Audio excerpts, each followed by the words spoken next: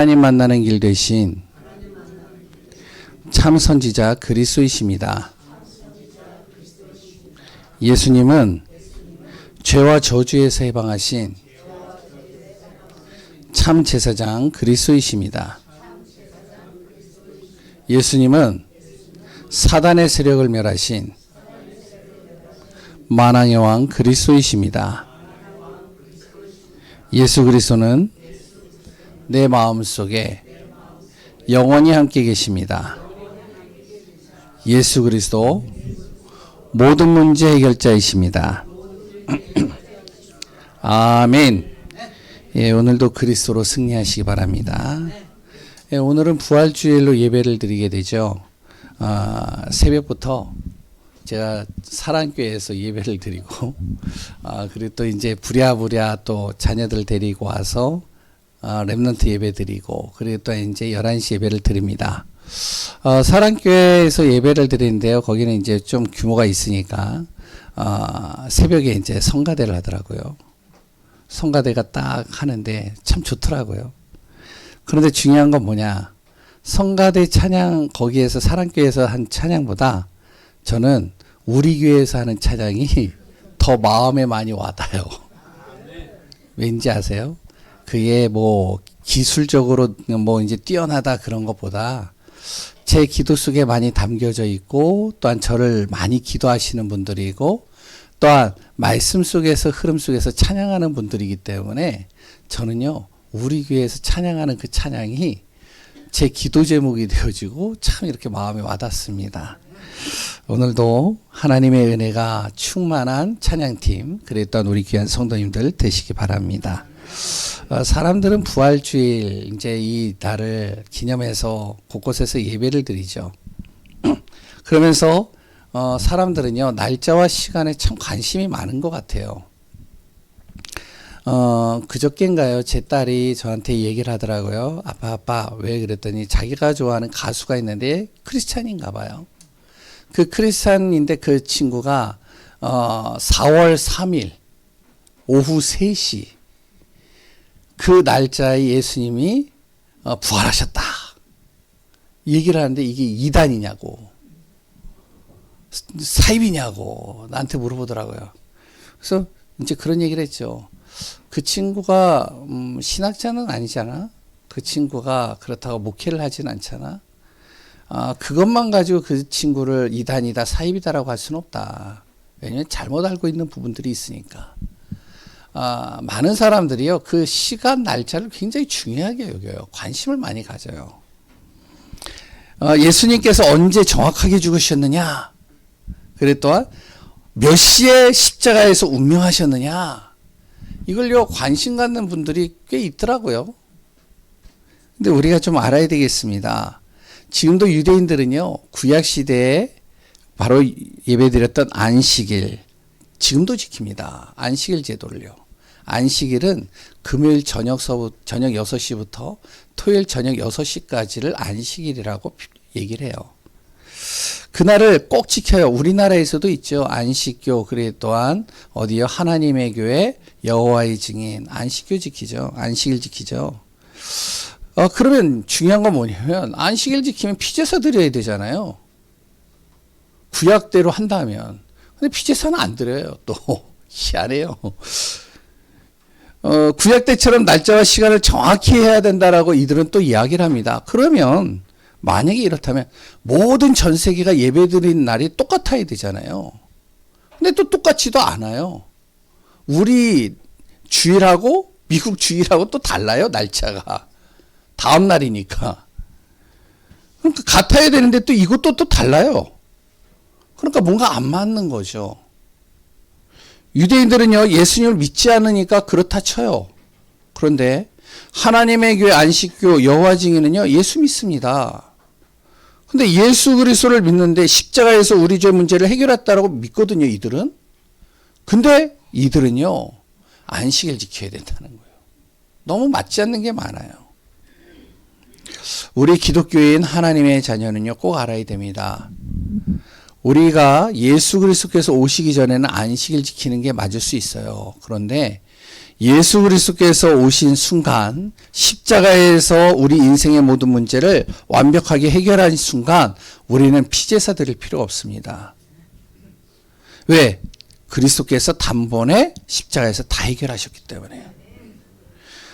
그렇기 때문에 그 예수님께서 십자가에 죽으시고 다시 살아난, 죽음을 이기고 살아나신 날, 죄와 사망의 법에서 해방되어진 그날, 그 날을 우리가 부활절로, 그래 또한 참된 예배로 우리가 지금까지 지키는 것이죠.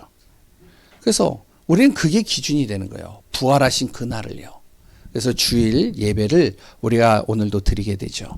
그러면 우리가 알아야 될 게 있어요. 왜 예수 그리스도를 중심으로 예배를 드릴까요? 중심이 되도록 해서 예배를 드릴까요? 왜 꼭 예수 그리스도를 믿어야 될까요? 그 이유가 뭘까요? 우리가 이제 이 부분은 좀 정확하게 나가야 되겠죠. 첫 번째,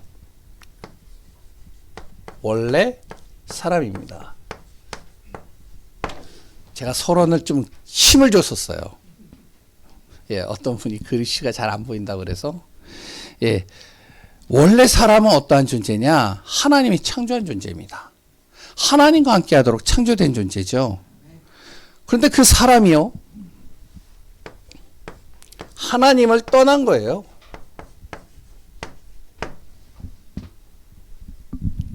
이때부터 사람에게는요, 무엇이 되어지면 잘못된 각인이 들어오기 시작한 겁니다.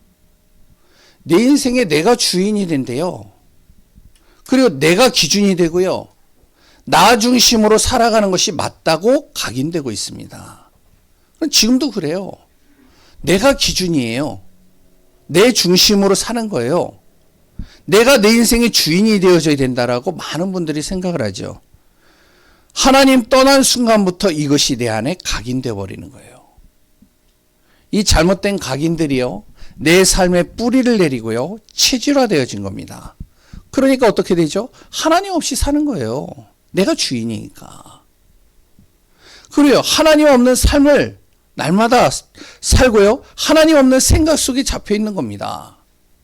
문제만 오면 하나님 안 바라봐요. 내가 주인이니까. 내가 기준이니까. 내가 해결해야 되니까. 하나님 없는 문화에 빠져버린 겁니다. 이렇게 되면 어떻게 되냐? 무엇을 해도 잘 될 것 같은데요, 그렇지가 않아요. 결국에는 무너지게 돼 있어요. 이유가 뭐죠?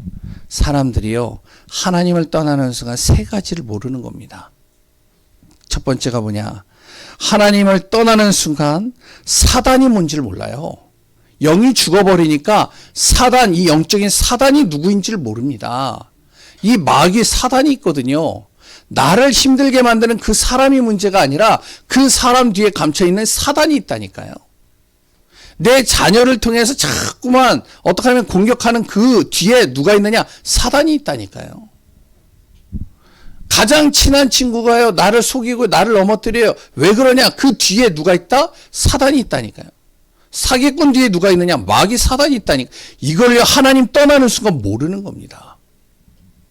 그러니까 왜 저러지? 아, 진짜 마귀 같네, 저 사람. 저 사람 진짜 이상해. 근데 몰라서 그래요. 하나님 떠나는 순간 이 사단의 정체를 모릅니다. 그리고 또 두 번째는 뭐냐? 죄가 뭔지를 몰라요. 이번 레위기에서 계속 나오는 내용이었죠. 그리고 왜 나에게 재앙과 지옥 배경이 펼쳐지는지를 모르는 거예요.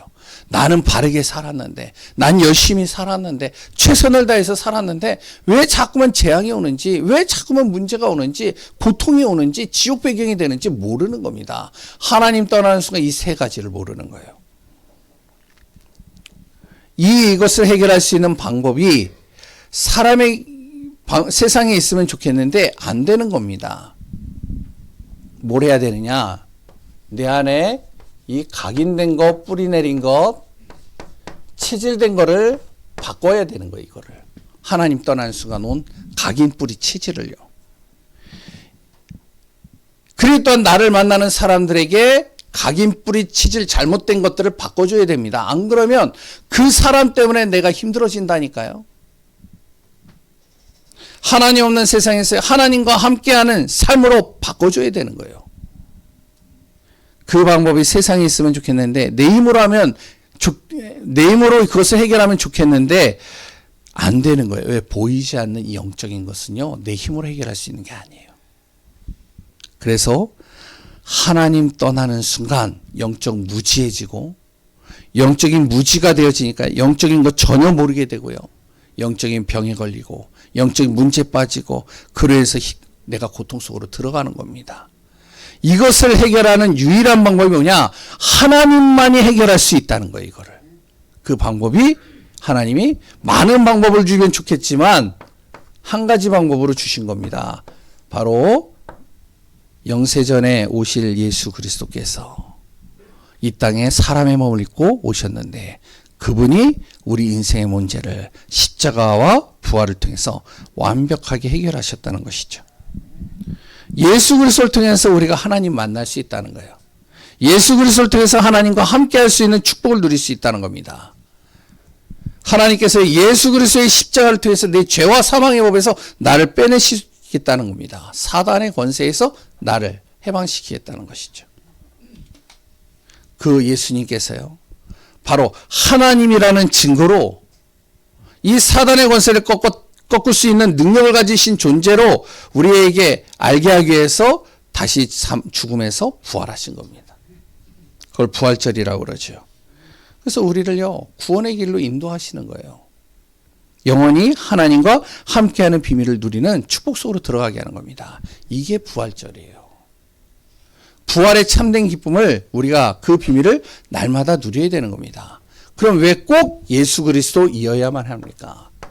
예수 그리스도가 누구이신지를 우리가 알아야 돼요. 다 알고 있는 내용이지만 다시 한번 확인해야 됩니다. 예수 그리스도는요, 요한복음 10장 30절에 하나님이십니다. 아멘이시죠? 예, 그분은요, 요한복음 14장 9절에 바로 예수님을 본 사람은 누구를 봤다고요? 하나님을 보았다라고 예수님이 이야기를 하셔요. 다시 얘기하면 예수님이 하나님이시라는 거예요. 그 예수님은 어떠한 분이시냐? 말씀으로 이 땅에 오신 분입니다. 요한복음 1장 14절이죠. 그 예수님은요, 구원자로 오셨다는 거예요.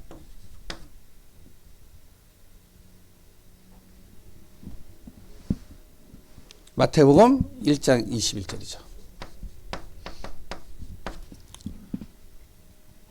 아들을 낳으리니 그 이름을 예수로 하라. 이는 저가 자기 백성을 구원할 자이심이니라. 그 예수님께서 이 땅에 오셔서 많은 일을 하셨는데, 그 많은 일들 속에 무엇을 하셨냐면 십자가와 부활의 역사를 일으키신 겁니다. 왜 그러느냐? 고린도전서 15장 3절에서 4절. 성경대로 이 땅에 오셨고, 성경대로 죽으셨고, 성경대로 다시 살아나셨다는 거예요. 그 예수님께서 무엇을요? 오늘 말씀 요한복음 11장 25절에서 26절. 부활이요 생명이라고 표현하고 있습니다. 예수 그리스도 안에 부활이 있다는 거예요. 예수 그리스도 안에 생명이 있다는 겁니다. 그 예수 그리스도가 누구이신지를 정확하게 알아야 돼요. 그래야 믿을 수가 있는 거예요. 우리 귀한 성도님들이요, 그리스도 예수 이분이 누구이신지를 정확하게 말씀을 통해서 믿고 정말로 누리는 귀한 분들 되시기 바랍니다. 이게 진짜 믿어진다면요, 기도할 수 있는 거예요. 이거 안 믿어지면요, 모르면요, 기도 못해요. 왜? 예수 그리스도가 하나님이신데요. 예수 그리스도는 말씀을 통해서 이 땅에 오신 분인데요. 그 예수 그리스도가 우리를 구원하신다는데요. 우리의 영혼만 구원하는 게 아닙니다. 우리의 삶을 구원하시는 거예요. 우리의 죄와 저주에 빠져있는 모든 인생을 구원하시는 겁니다. 그것만이 아니에요. 내 자녀를 구원하신 분이 누구냐? 예수 그리스도입니다. 그래서 내가 예수 그리스도 이름으로 기도할 때 내 자녀의 잡고 있는 모든 흑암과 저주가 떠나가 버리는 거예요. 예수 그리스도를 통해서 나의 다가올 미래까지도 완전히 하나님이 구원하시는 겁니다. 그분이 이 땅에 오셔서 십자가를 통해서 나를 죄와 사망의 법에서 빼내신 거예요. 그분이 죽음을 이기시고 다시 살아나신 겁니다. 부활의 첫 열매가 되셨다는 것이죠. 이 그리스도 예수를 통해 기도할 때 사단의 권세가 꺾이는 거예요. 하나님 주시는 응답이 제대로 우리가 누릴 수 있는 겁니다. 그 비밀을 오늘 누리는 귀한 분들 되시기 바랍니다. 그 예수님께서요, 십자가를 지셨죠. 그리고 다시 부활하셨죠. 이거에 대한 의미를 우리가 잘 아셔야 돼요. 왜 십자가를 지시고 왜 부활하셨는지. 지금도요, 어떤 나라에는요, 십자가를 기념하는 행사가 있습니다. 십자가를 만들어 가지고요, 한 청년을 세워 가지고 거기에다가 못을 박는 거예요. 손에다가, 진짜로요. 발에다가 못을 박아요. 이 가시관 있죠? 쓰는 거예요. 부활절 때. 고난주간이라고 그렇게 해가지고 십자가에 가지고 탁 매달아가지고 이 십자가에 매달린 청년을 딱 앞으로 해서 행진을 합니다. 예수님의 고통을 기억하자는 거죠. 교회들마다요, 십자가 행진도 합니다. 저도 옛날에 해봤거든요. 이제 십자가 모형을 만들어 놓고 이제 앞장서서 이제 목사님이 가면 성도들과 이제 아이들이 같이 따라가는 거예요. 그래서 이제 예수 천당 불신지옥 막 이러면서 옛날에 많이 갔거든요. 이런 행사들을 많이 해요. 그리고 부활절에는 또 뭘 하죠? 계란을 돌리죠. 예. 우리 교회도 계란을 준비해 놨습니다. 나가시다가 꼭 가져가시기 바랍니다. 예. 이런 행사들을 많이 합니다. 다 좋아요. 뭐 십자가 행진하는 것도 좋고요. 계란 이렇게 해서 돌리는 것도 다 좋아요. 그런데 중요한 건 뭐냐면 이 십자가와 부활이 담겨져 있는 의미, 이걸 정확하게 마음에 담아야 되겠죠. 또한 내가 믿는 그 그리스도 예수를, 십자가와 부활되신 그 그리스도를 정확하게 전달할 수 있는 증인이 되어야 되겠죠. 그럼 십자가와 부활이 담고 있는 의미가 뭘까요? 가장 중요한 세 가지가 있습니다. 그 첫 번째가 뭐냐면 죄 문제를 해결하셨다는 거예요.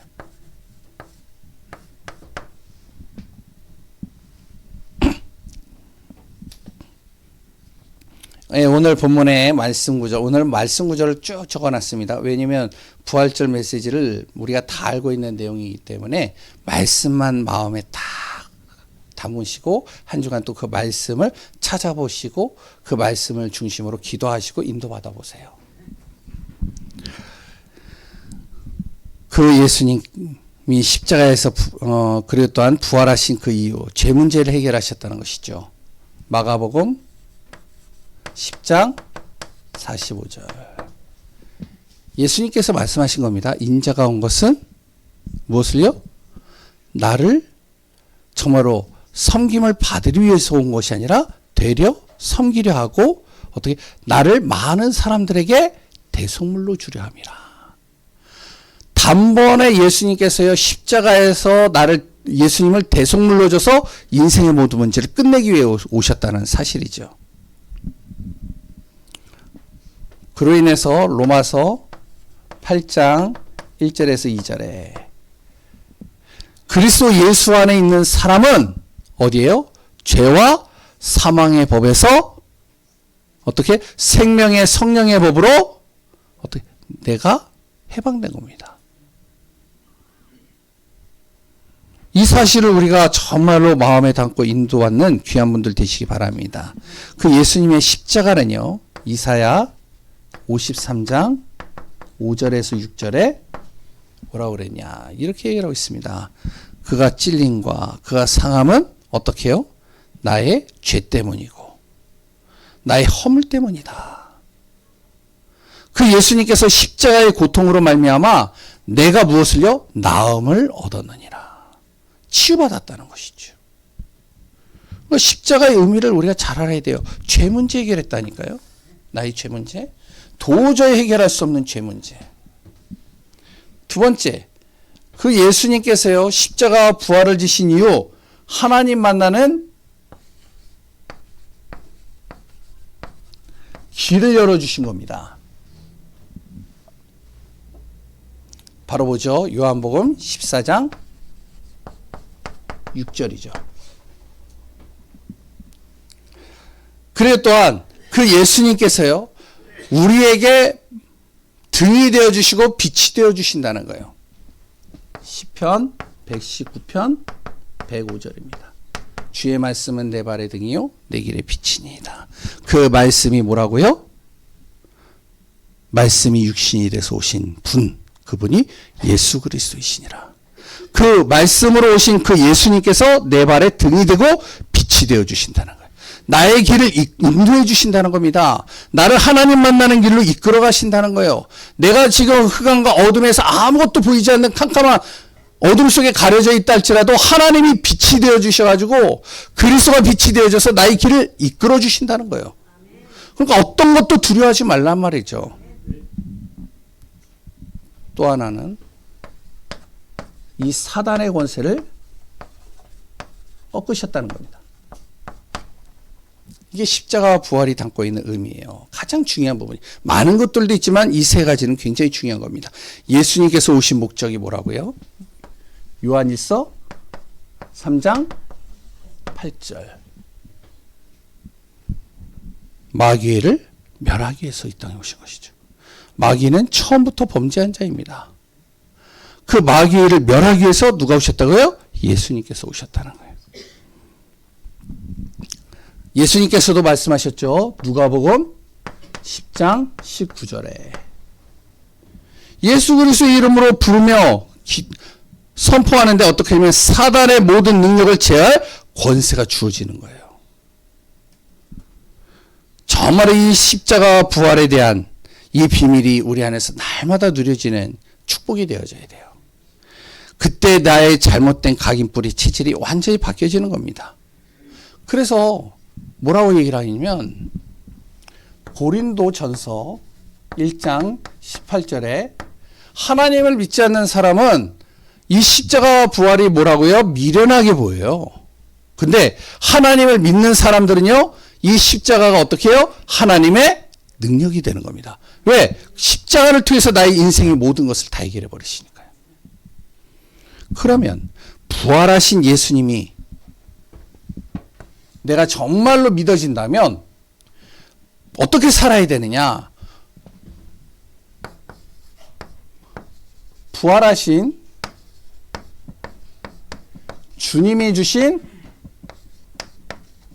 말씀으로 사는 거예요. 내가. 그래서 우리 성도님들하고 저하고는 뭘 중심으로 살아야 돼요? 주님이 주신 말씀을 중심으로 내가 살아가면 돼요. 지금 내가 십자가 행진을 안 해도 돼요. 십자가에 못 박고요. 그 고통 내가 정말 그것 때문에 가슴 아파하고 막 느끼고 울고 그것 때문에 막 금식하고 그러지 않아도 돼요. 물론 한다고 해서 문제될 건 없지만 그렇다고 안 한다고 또 문제될 것도 없습니다. 우리는 어떻게 살아야 되냐? 십자가는 예수님께서 단번에 한 번에 끝내버리신 거예요. 그걸 또 할 필요는 없단 말이에요. 우리가 그걸 계속 마음에 두고 그것 때문에 막 가슴을 칠 필요는 없단 말이에요. 물론 이 의미는 우리가 알고 있어야 되겠죠. 우리가 해야 될 일은 뭐냐? 그 예수님께서 부활하셨단 말이죠. 그분이 우리에게 주신 말씀들이 있단 말이에요. 이 말씀은 온데간데 없고 자꾸만 다른 곳에서 내가 마음을 붙잡고 인도받으면 안 된다는 거죠.